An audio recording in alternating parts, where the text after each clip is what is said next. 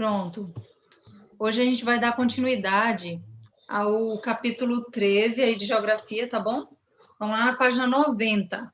Ontem a gente viu o mapa do Brasil com os rios, não foi? A gente viu que aquela legenda, né, onde tem um azul mais forte, são os rios maiores, com maior volume, e viu que os que são mais clarinhos e mais fininhos, quer dizer que são rios menores, com menos volume de água. Então, a gente viu que o rio daqui, que é o Rio do Peixe, né, mas que o nome oficial dele, que está no mapa, é o Rio Buranhém. Então, foi uma nova aprendizagem ontem para todo mundo, né, até para mim.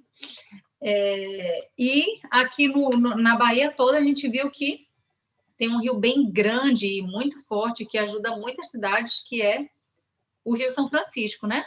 Que também dá origem ali ao Rio Grande e ao Rio Corrente, são rios menores, né? Mas o Rio São Francisco é bem extenso e bem volumoso. Essa página 90 eu já fiz. Pronto, então vamos só corrigir hoje, tá bom? Como reconhecer um rio? Eu vou passar um vídeo para vocês, tá bom? Um vídeo bem legal que eu achei na internet que explica sobre essa questão aí do rio, tá bom? Vamos ficar bem atentos. Viram só, gente, que explicação legal. Depois, se vocês quiserem assistir de novo para relembrar aí sobre a questão da formação do rio, tá lá no Eclese. Gente, vocês observaram? Será que a gente conseguiria viver sem os rios? Não, né? Não. Como Deus é maravilhoso. A gente conseguiria viver sem o solo, que foi outra coisa que a gente já estudou aqui? Não. A gente descobriu que também não, né? Gente, então todas essas coisas que Deus criou foi pensando no nosso bem-estar, pensando na nossa alimentação, né? Na nossa sobrevivência, inclusive. Então, quando Deus criou o ar, quando Ele criou o solo, quando Ele criou os rios, isso foi para o nosso bem. Fala. Que página é? Eu cheguei agora. 90, filho. Compartilhar aqui com vocês. Mas acompanhe aí. Olha só esse desenho aí, que legal. Aí mostra a nascente, a gente viu no vídeo, né? Que o rio, ele comparou com uma pessoa. Ele nasce, vive e morre. Quando fala que ele morre, não é como a gente, que acaba a vida, né? Mas quando ele morre é quando ele chega no mar. Só que ela disse, né, lá no vídeo, que é um ciclo. E aí, como é que é esse ciclo? A água evapora de novo, cai em forma de chuva lá pro leito, né, para baixo da terra, né? Para a terra, entra, né? E aí, essa água, esses lençóis freáticos que estão lá embaixo da terra, eles vão em algum ponto sair, né? E aparecer para a gente aqui no solo. E isso a gente chama de nascente. Então, onde nasce o rio, ele nasce bem pequenininho, é só um faixinho de água assim, ó. O local onde começa o rio pode ser o lugar em que a água brota no solo ou resultado de um descongelamento de uma geleira. Aqui, no caso do nosso país, não tem geleira. Então, aqui provavelmente é assim que vai surgir um rio, né? E aquele rio bem grandão, todos eles têm o seu nascimento num lugar bem pequenininho. É só um ponto ali que sai a água da terra, que brota, né? E essa água vai crescendo, vai crescendo, vai crescendo, como não para de jorrar, e aí vai se tornando um grande rio. Essa nascente, ela é o lugar que tem a água mais limpa. Por quê? Porque está vindo debaixo do solo, né? Caiu da chuva, foi para baixo da terra e ali saiu. Então, ali é onde tem a água mais limpa. Por quê? Porque, como ela está sempre brotando, jorrando ali, é uma água corrente, ela não vai ser uma água suja, né? Não é uma água que é usada, que as pessoas jogam lixo, ou então, né, que é contaminada por alguma coisa. Então, sempre a nascente do rio vai ser o lugar de água mais limpa. Aí vem, ó, depois da nascente vem o leito. O leito do rio é o trajeto, o curso por onde ele passa, né? E dependendo se ele for mais alto ou mais baixo, aí tem as cachoeiras também. Então, as cachoeiras é quando tem, tipo, o rio tá vindo aqui e de repente tem uma queda. Aí o rio vai seguindo e aí se formam as cachoeiras também. O curso é dividido em alto, médio e baixo. Eita, começaram a fazer barulho aí. Alto, médio e baixo. Então, ó, tem o curso alto, que é lá onde nasce, né? E aí ele vem o médio e o baixo, né? Ele vem seguindo. Então, tá vendo bem aí onde está entre o curso alto e o médio? Tem como se fosse uma cachoeira. Vocês viram? Então, ele vem seguindo aí, né, conforme o declive, né, é a descida do terreno das áreas mais altas para as mais baixas. Você dificilmente não, você não vai ver um rio subindo. O rio, ele sempre vai seguir, né, o trajeto para baixo, porque ele vem seguindo o curso dele, né, do alto, para o médio, para o baixo, certo? Então, nascente, depois vem o leito, né? Aí depois do leito... Ah, tá, tem as margens. As margens dos rios são importantíssimas, principalmente quando a gente fala de desmatamento. As pessoas, às vezes, desmatam grandes áreas, inclusive próximas dos rios, e isso causa problemas, porque aquela margem ali, ela vai começar a desabar, porque as árvores ajudam ao solo ficar fixo. Então, se elas começam a desabar, o que acontece? Pode matar aquele rio, ou então fechar uma área ali e causar inundação. Então, tudo isso é importante, né? Cuidar da natureza para que os rios também sejam preservados. Então, a margem é o quê? A terra que está ao lado do rio. Olhando em direção à foz, que a gente vai já ver agora, que é onde o rio, é a parte final do rio, né, que deságua no mar, define-se a margem direita pela mão direita e a margem esquerda pela mão esquerda. Então, se você está indo aqui para Porto Seguro, por exemplo, está seguindo aqui o curso do rio, né? Do rio Guarani. É só você ver para que lado está Porto Seguro, para que lado está Eunápolis. Porto Seguro, a gente já sabe que está a Foz. Por que a Foz é em Porto Seguro, gente? Porque o mar está lá em Porto Seguro. Então, a gente já sabe que o rio vai desaguar lá. Ele vai chegar lá e vai morrer lá, né? Então, a Foz, dá bem ali, ó, indicando a parte final do rio, onde ele deposita suas águas em outro rio maior, ou em um lago, ou um mar no oceano. No caso aqui, é o mar, né? Então, esse rio Guarani, a foz dele é no mar, bem ali em Porto Seguro, tá certo? Então, tá aí, tem o rio afluente. O que é o rio afluente? É um rio menor que surge por causa desse rio principal. Então, ó, tá vendo que o rio tá vindo lá de cima? Ó? Ele é bem largo, bem grande, e a foz. E desse rio saiu um braço, a gente chama de braço, o rio afluente, né? Que é como se fosse um outro curso que ele pega, né? E geralmente é menor, porque ele vem grandão assim, e aí a gente chama, né, que é um afluente, ou um braço do rio, que gera às vezes outro rio, né? Então, é isso, dá vida a outro rio aí. Vamos lá responder então. Teve gente que já respondeu aí, mas vamos lá. Na questão 13, a gente vai colocar assim, ó. Quais são as partes do rio? Vamos lá. Primeiro eu falei nascente, coloque aí. Depois da nascente vem o leito. Depois do leito tem as margens, né, que é uma parte do rio, e a foz. São essas quatro, tá bom? A foz que é como se fosse a saída, né? O final do rio, né? Quando ele deságua ali no mar ou no rio maior. Então, vai ser essas quatro partes. Nascente, o leito, a margem, que é como se fosse o lado do rio, né? Que delimita ali o rio, e a foz, que é o final do rio, né? Qual parte do rio costuma ter águas mais limpas? Lembra que eu falei? É onde? Na nascente. Porque ele acabou de nascer, né? Então, ali é onde ele está mais puro e limpo.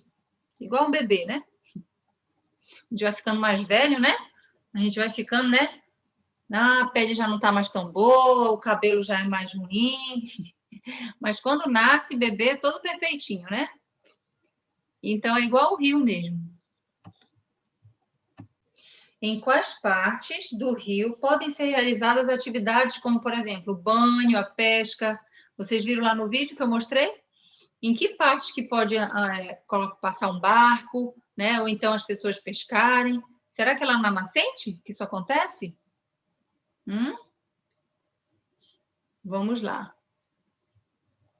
Não dá. A nascente é o único lugar em que não dá para realizar essas atividades. Então, vamos colocar aqui, ó. Banho e pesca. Onde que a gente pode fazer? Onde realizar isso? Vamos lá. No seu curso. No caso, no curso do rio. Se for no caso da pesca, você pode ficar às margens, né? Nas margens do rio, do leito, né?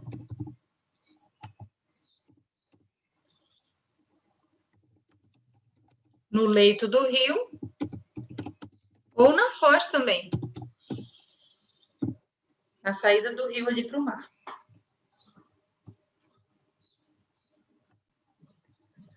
Muito bem, agora vamos ver a parte aqui na página 91, rede de rios. A maioria dos rios está ligada a outros rios. A gente viu na imagem, não foi? Tem um rio indo aqui, e aí, de repente, ele pega para a direita, pega para a esquerda, sai ali como se fosse um braço dele, né? E forma outro rio. O rio maior é chamado de principal. Vamos repetir aí? Tem muito nomezinho diferente aqui. Vamos lá. O rio maior é chamado de rio principal. E os menores que se ligam a ele são afluentes. A gente já viu esse nome aqui, né? Afluentes. Então, são os rios menores que saem como se fossem aquelas veias, né? Assim, do ladinho. Então, o rio maior se chama principal. E o rio menor, os rios menores, né, que se ligam a ele, são os afluentes, porque eles afluem desse rio maior. Os rios ainda menores que despejam suas águas nos afluentes são denominados subafluentes. Ó, então tem um rio menor ainda que os afluentes, que são os subafluentes. Vamos lá agora para o segundo parágrafo. Os afluentes e subafluentes, que são os menores, podem estar nas margens esquerda ou direita do rio principal. Lembra que eu falei? O riozão está indo aqui no meio, ó, e aí ele pode vir para a direita ou para a esquerda. Pode sair para os dois lados. Quando olhamos da direção em que o rio principal nasce até onde ele termina, o ponto no qual as águas de dois rios se encontram é conhecida como confluência, certo? Então, olha aí, tem um ponto em que dois rios estão indo aqui, ó, e aqui de repente eles se encontram. Como é que é o nome desse encontro aqui? Confluência, tá bom? São tudo parecidos, né? Afluente, subafluente, confluência. Vários rios interligados formam uma rede hidrográfica. Olha só, vamos dizer que aqui na Bahia a gente tem uma rede hidrográfica. E a gente viu no mapa que tem 3. O maior, que é o Rio São Francisco, o Rio Corrente e o Rio Grande, que são os menores. Tá bom? Então, isso a gente chama de rede hidrográfica, que é a formação de vários rios ali juntos, né? Um afluente, outro subafluente e por aí vai. E a área onde esse conjunto de rios está localizado, delimitados por regiões de terrenos mais elevados, é chamada de bacia hidrográfica. Então, a bacia hidrográfica é essa área em que eles estão localizados, esse conjunto de rios, certo? A gente chama de bacia hidrográfica. Olha essa imagem aqui, ó. Olha essa imagem aqui que está aí no seu livro, na página 91, e vamos escrever aqui, ó. Isso daqui é a representação de uma bacia hidrográfica. É todo local aqui que está a formação aqui de um rio grande, um rio principal, né? O rio principal, mais largo aqui do meio. E olha para o lado assim, olha dos lados aí que vai aparecendo, ó.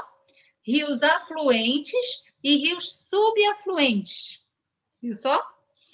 Aí a gente tem a nascente do rio. A nascente do rio, vocês acham que é aqui nessa parte mais larga ou naquela parte fininha lá em cima da montanha? Onde será que é a nascente? A nascente fica lá em cima da montanha, né? Aquela parte mais estreita. E aí, ó, o rio, conforme ele vai descendo, ele vai se alargando, crescendo, crescendo, crescendo, crescendo. É isso aí. O Rio Amazonas, por exemplo, que é o maior rio do nosso país, da América do Sul toda, né? Ele é um rio que ele começou assim, ó. Ele começa pequenininho, lá na nascente. E ele vai crescendo, crescendo, crescendo, crescendo, até se tornar um rio imenso, que dá origem a outros rios também, outros afluentes e subafluentes. Vamos identificar aqui quem é o rio principal. Vamos colocar 1, 2, 3 e 4. Quem é o rio principal? A gente vai colocar o número 1. Onde está o rio afluente, na margem direita do rio principal, a gente vai colocar o número 2. Os rios afluentes da margem esquerda do rio principal, a gente vai colocar o número 3. E os rios subafluentes são os bem pequenos, é o número 4. Vamos lá? Vamos começar aqui, então. Preenchendo aqui primeiro. Aqui em cima, ó. Isso daqui está representando uma bacia hidro.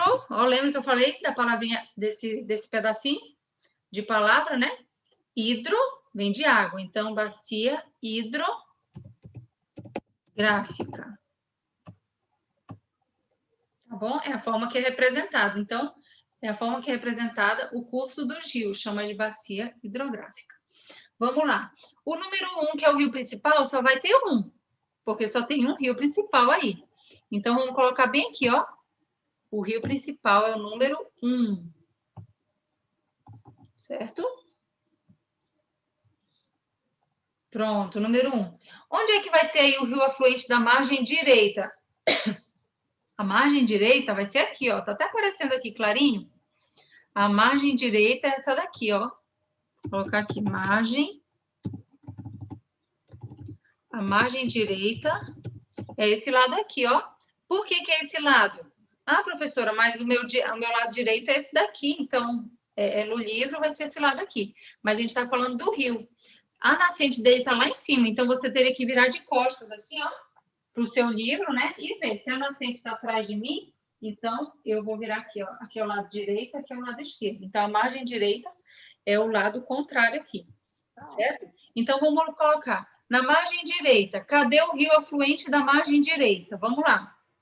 Vamos colocar aí onde vai ser o número 2, ó.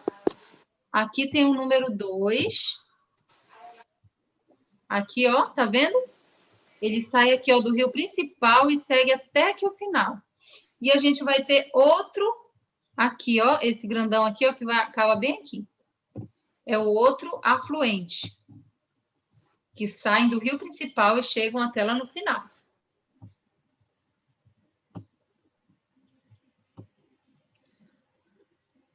Vamos ver agora do outro lado, número 3, rios afluentes da margem esquerda. O que é o rio afluente, gente? Vamos lembrar? A gente tem o rio principal grandão, e aí dele sai um rio um pouco menor, que é o rio afluente. Então, vamos lá. Sai 2 também, tá vendo? Ó? Um aqui no início e o outro lá no meio. Então, vamos colocar aqui o número 3, ó. Vai ser bem aqui, ó. Aqui vai ser o número 3, que é o rio afluente para a esquerda. E aqui, ó, é o outro rio afluente que sai para a esquerda, aqui. E os rios subafluentes são todos os outros. Porque os subafluentes, eles saem de dentro do afluente. É como se fossem os filhos do afluente. O afluente é filho do principal, do grandão. E o subafluente, ele é menor. Sub já fala, né? Menor, está abaixo. Ele é menor do que o afluente. Então, os outros todos vão ser o número 4. Coloque aí. 4.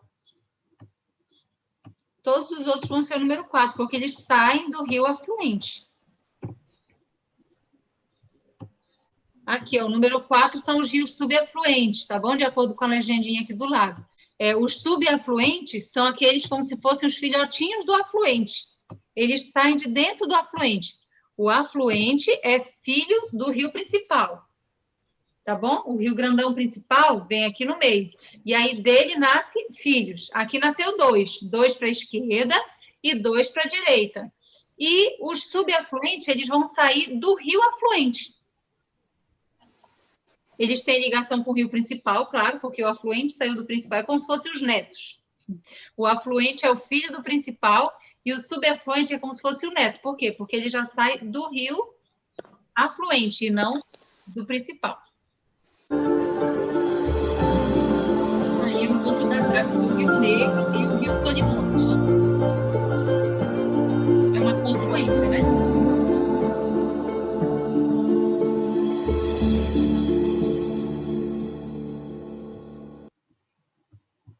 Viram aí que coisa linda, gente? Lindo, né? Sim, muito bonito. Lindo. Surreal. Surreal, né?